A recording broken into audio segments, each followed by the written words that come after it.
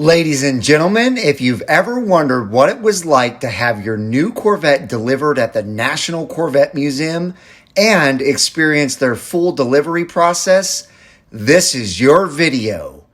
Previously on Brink of Speed. And welcome back to Brink of Speed. Today I'm super excited because I'm about to go to the airport, get on a plane, fly to Bowling Green, Kentucky, or actually Nashville. C8 Speed Clarence is going to pick me up in Nashville and bring me to Bowling Green, and we're going to have a blast doing his delivery of his brand new C8. Today is the day that we're going to see a 2020 C8 Corvette in person. And it's got your name on it. But this one got my name on it. That's the difference. That's the difference, Mike. That is the difference. We're going in. Oh, there's Dr. Brian's car. Used to be. It looks like it, for sure. Oh boy. Oh boy, look at, oh my gosh. Wow.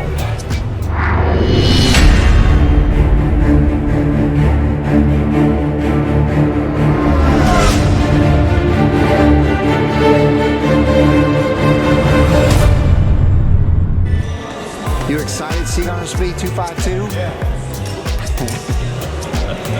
I mean, why wouldn't he be super excited about this thing? Look at that. My first mid-engine car ever. Heck yeah, man. So this is the cover that you've seen on all the cars. Yes. Since yours just comes across the street, we keep it for you. It's like a one-time cover, but everybody likes to keep everything. So if we have the belly button lint off the lady, you put the steering wheel on, we're gonna keep it. Oh, so okay.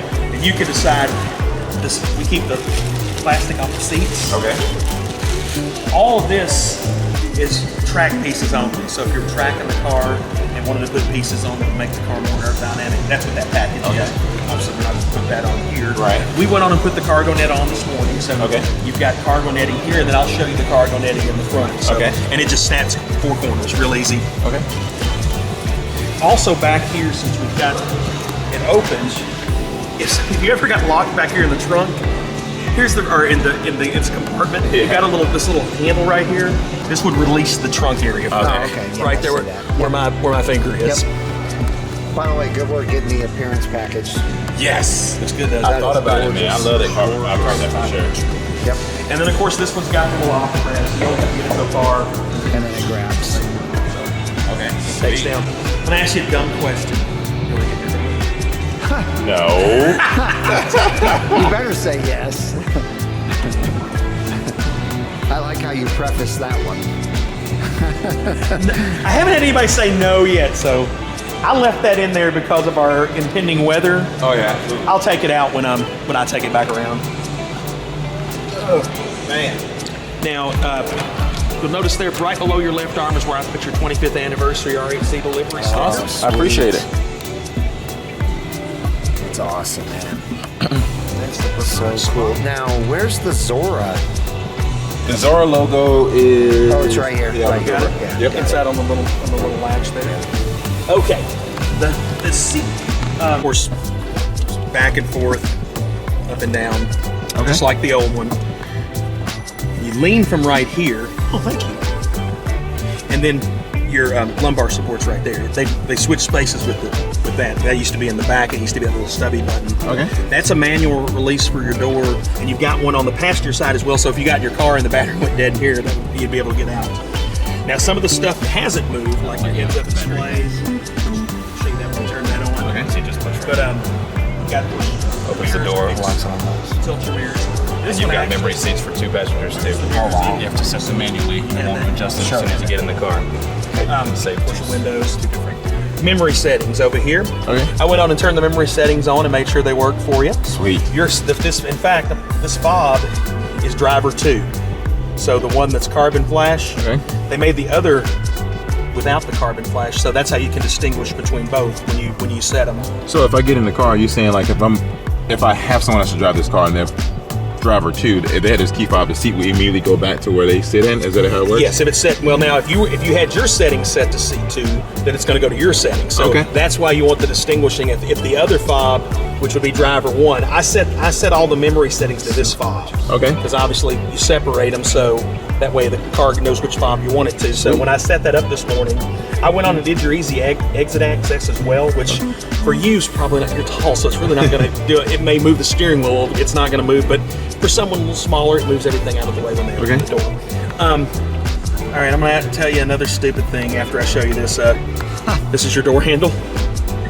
Your lock and unlock are right here manually, and both entrances to your trunk and in the hood area both unlatch from right here. Okay, it's another dumb question I want to ask. Do you want to start your car up? No. Okay, the only thing is make sure you don't rev it up, because with it not being the break-in period, that could cause warranty stuff. But I'm going to sit this right here. Just put your foot on the brake, put the silver button. Let's see if that makes you happy. Maybe just a little. Woo! That's the reaction we want. So that joker sound amazing. Your heads-up display is right in front of you. You have 3 buttons for your heads-up display. The button on the left that says HUD moves the eyesight. Can you see that okay? Yep, I can. The middle button, the info button, changes what that cluster. You can change what the cluster looks like up there. So it 5 different settings, I think. And the ones to the far right, lights and dim. So if you don't like that, you want to get it the heck out of the way, you can just dim the light. You don't have to look at it. Actually, if you haven't had it, so it takes a little get used to. So. Yeah. Your lights are all over here. Windshield wipers, which you may have to use on your way home, are over there, same spot. All your cruise control stuff's right here. When you have your favorites saved for the radio, you can scroll through right here in front of you. This is your steering wheel warmer. It's on those cold days when you want to warm up the steering wheel. That'll warm your steering wheel for you. This will be for your hands-free, anything hands-free you want to do. And of course, if you were on the phone and wanted to hang up, that'll cancel everything for you. All these little tabs right here for the air vents. So that's kind of different. Of course, your steering wheel's telescopic. That's the little button behind here. It moves in and out. Oh, your e-brake's right here. Your emergency park brake. So to engage it, just push in. Like so, and it'll tell you up here that's engaged. Now to release it, you put your foot on the brake and push in, and that'll release the brake for you. Also, they put the dimmer switch for your cluster down here. Now, so it's down here if you want to dim the cluster. Nice. Cool. Moved it out of the way. So that's 291 miles till E? Yes. Your fuel's up there, so. Since we got there, I'll show you how to change all that. That's one thing that's a little bit different on this car, the finding all your menu selections. Because of course on the C7, you just push the select button, moved it over, and scrolled your way down. Now, watch me moving the arrow, you can go over to each area. So for your trip A and B, I'm taking the little roller and just rolling down. If you want to reset that, you can reset that from right here by hitting the button, reset, and it sends it back to 0. Nice. And all I'm doing is going through this. You can get fuel economy from right there. Also have trip timer if you want to do that. And of course, if you want to reset, you just hit reset timer. And all I'm doing is pushing that little button in the middle, and it rolls as well. Current drive cycle, it's keeping up with what you're doing currently. And we're back there. So now I'm going to move the arrow over to the next selection, which is all your performance stuff. So you got your performance performance timer right there. Your lap timer if you're running laps on the track. If you need to check on your G-forces you're pulling in the corner, you got that little meter there. Once you get out of here, you're going to get signal for your XM radio, which you'll be able to see all that from here. This is going to have things like your oil and fluid life, your engine life, engine hours, idle hours. Now this is where you can play with the settings in your cluster. So right now in the info tile selection, I've got this set as, nope, that's not the one I want. I want to go back, sorry.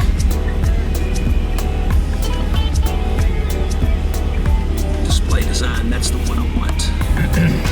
Okay, this changes what your cluster looks like. Right now, I've got the cluster linked to your drive mode select, so it'll change with whatever drive mode you're in. So right now we're in touring mode, which is everyday driving mode.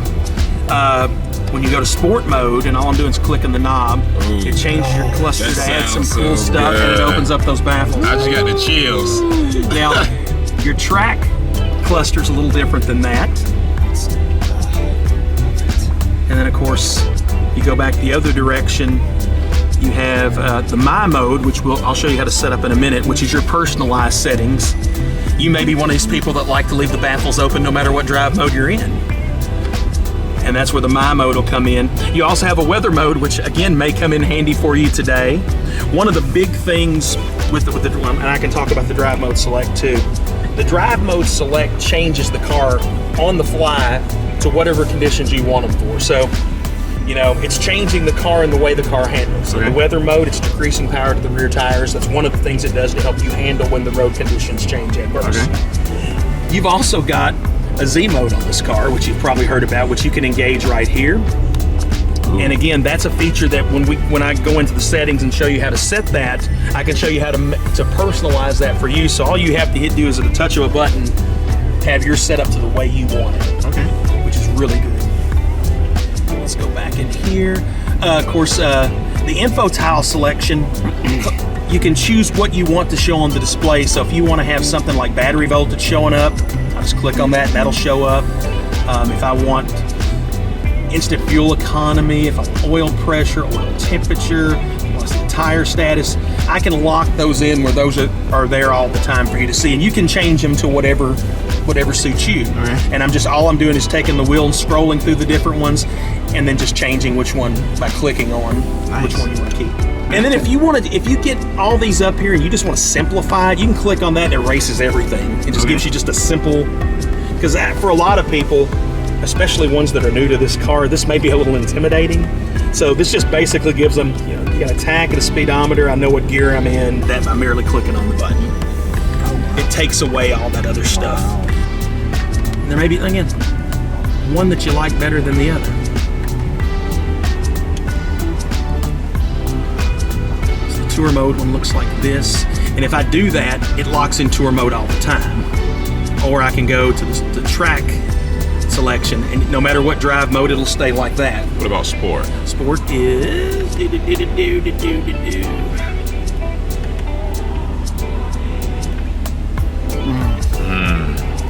But if I decided to change it in and out on it, it'll just swap back and forth? Yes, well, no, right now, if I lock it into sport, like right now, whatever drive mode you change it in, it's gonna stay with that cluster. So it doesn't change. The drive mode will change, but the cluster won't. And again, that's kind of one of those deals for just getting used to the car, because if I put it back to link to drive, every time you change that, it's gonna go, the cluster is gonna change with whatever drive mode you're in. So right now it's linked to drive. Right now, I just set it up in sport, but I can change it to drive. Yeah, let's do link to drive, because I want to see what the other ones when I get used to it. So, link to drive. So now it'll change every time. So we're sitting in tour mode, it'll change back to tour mode. That's perfect. All right. Of course, your paddle shifters are right here. So when you go into manual, you can shift from right here. Plus is shifting up, mine is shifting down. Your volume control, you can do that here on the steering wheel. These feels a lot better than the C7. Everything's push button, park, reverse, neutral, drive. So pretty easy to do, and you'll get used to doing that. Now, traction controls right here. This is for your cameras. You can choose, right now it's on the front cameras and it's pointing down because you got the curb cameras. And of course you can change whichever way you want it to look. If some people don't like I love the little backups that guide me, but if you just want to go empty stick, you can do that as well, but that's what that camera one is. Now, your car has the lift on it, so this car will raise 2 inches.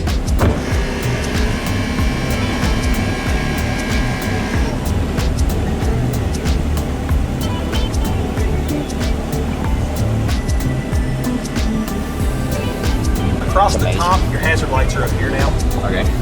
And this little booger right here, I may have been talking to you about this. I can't remember if it's your Jeremy. This is to turn the motion sensors on or off in your car. So when the fob's away and it's locked, obviously you've got motion sensors in here where, say if you had the window down, somebody reaches in and sets the alarm off. Well, you can also turn that on and off from right here. So it'll tell you if the motion sensor's off or on. say you ran to the store to grab something and Mike stayed in the car. Well, you took the fobs with you. Mike moves a little bit. Guess what it's going to do? It's going to set the alarm off. Or in your case, you're transporting your car on the trailer. Your fob is going to be up with you where you're hauling. You might do well turn that off. So that way, exactly, because a shake or shimmy might set the alarm off, and that's a good thing. Now, when you turn the car off and on, so you don't have to worry about turning this back on. The car is going to default back to the sensor on. Okay. So, like when you get ready to start the car and take it off the trailer, you're not going to have to actually turn. I got to turn my motion sensor back on. Sure. No, it'll default back to that. All right. So, all your temperature control right here. Now, also, if you're still getting used to pointing forward instead of using the side, you can do that from right here as well. Nice. So if you're still trying to get used to this, all your seat warmers and seat coolers are right here. Obviously, the sync will make everything in the car the same as the driver's side. Right. Your power switch is here. Your fan speeds are right here, and the passenger control for each is right here. Defrost for the front and the rear right here as well. My first mid-engine sports car. Now, with the infotainment system, the big thing to remember with this is if you get lost, go home. I'll take you back to the beginning. You're going to play with this car and you're going to get to places like, how the heck do I get back to my main screen? No matter where you're at, if you hit the house on either one of these, it's going to bring you back home. Okay. Let me show you some things in your settings. Actually, do you have your phone on you? Yeah. Let's pair your phone while we got it. Now, in just a second, when I go to connect phone, you're going to get a Chevrolet MyLink come up. Click on that when that comes up on your screen. Okay. Now, you're going to get a 6-digit PIN. What we want it to do is match up. So basically, the car is saying, is this the device you want me to match? Right. So you want to hit pair, and I'm going to hit pair. And now your phone's connected to the car. Go ahead and allow. That way it gets the contacts in the car too as well. On yours.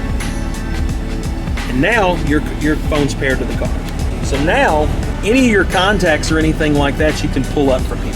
Now, since it's loaded into the car, now you can do voice commands. So if you wanted to call Mike, the big thing with this, they tell you when they ask you to what your command is, call such and such, say it exactly as it is in your contacts to make it easy for it to find. So, but it's connected, so you're good. Settings. This is where you're going to change stuff in your car. Simple things such as you want to change the clock in your car. You want to use a different language, any of the phones or Wi-Fi networks. Pretty much anything with the car you're going to find here. If you need to go back to the chalkboard to erase everything, return to factory settings is right here. This car, very intuitive. You want to change sounds, voice commands, things like everything right there on the system is going to show that. If I go to vehicle, this is going to be where you'd set up your Z mode or your My mode. So if I want to change the engine sound to one of these, this is where you would change it. So with the Z mode, if you want to, this is where you'll set it to things you like. The one thing the Z mode has that the My mode, you have control of the powertrain. So we can set the powertrain up for any of those. Nice. M mode doesn't have that. M mode's going to have those 4 items that you can change. Okay. But this is where you'd set up the personal things for the M mode. So when you click on M mode, whatever you got set in that's what the car is going to do. Same thing with Z mode. Like in Z mode right now, you've got the engine sound track, you've got the steering set to sport, suspension sport, the powertrain's track, and the brake response is sport. So it's set up pretty cool. So, of course, just like this, if you want to change it over to something else, real simple, real intuitive, real touching. Let's see here. Also in the settings, in the vehicle side, this is where you would change things. The comfort and convenience is a big one too. This is where you change things like if you want your mirrors to fold in when when you unlock the car. I can turn that on or turn that off from here. I'll turn it off. You mean naturally go in and out? Oh yeah. Cool. Yeah, that'd be cool. Absolutely. Let's see here. Valet mode. This is a fun one. The valet mode basically locks out your personal stuff from somebody that might be in your car that you don't want messing. Every time you do this, the car is going to ask for a 4-digit PIN, and you change it every time, so you don't have to do one and then try to remember if you only use this once a month. Now, all your personal stuff is locked out. We can't get in the glove box. Unlike the C7, now the center console locks. Right. And then of course, like your radio settings, basically the person can drive the car. Now to unlock, this is telling you that some of this can be construed in wiretapping as wiretapping in some countries because it does record audio and video. So let me see if that did. No, so we have no recordings. Good. Very simple to record. You'll see the timer in just a second. I'll stop it, and then we'll play back. It automatically saves it, so we can play back the recording. And it'll change with the lighting. The lighting's real bad in here, so it's kind of. There's a disc already in there. Oh yeah, I gave you. The disc goes right here.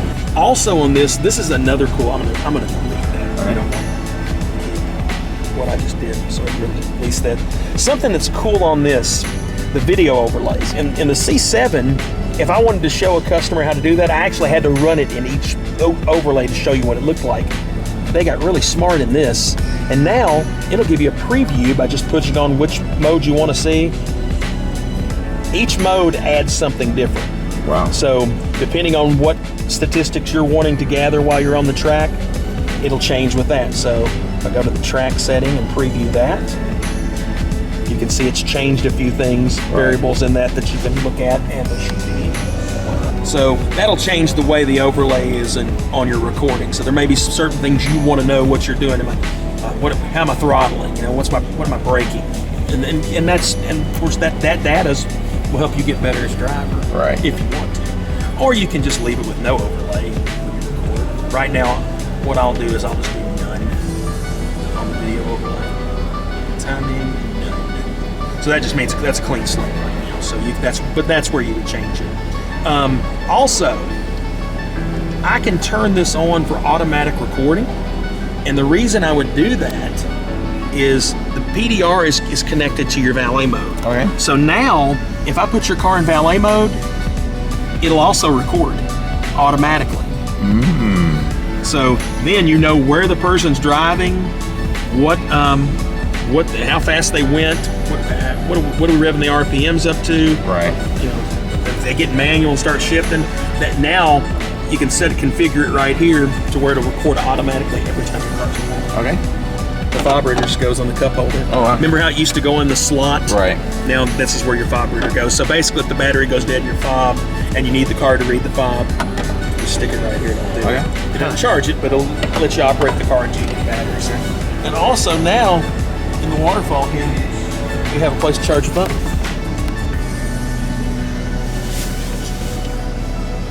Push it down. Push charging. There we go. There it is. And I'm gonna turn the lights on back here. I don't know if I can get a good light. Lights are on back here, but I can't see. Right here's where your personalized plaque is for your the museum delivery. The one's got National Corvette Museum delivery. Right. Your name and whatever name you put on. That's removed.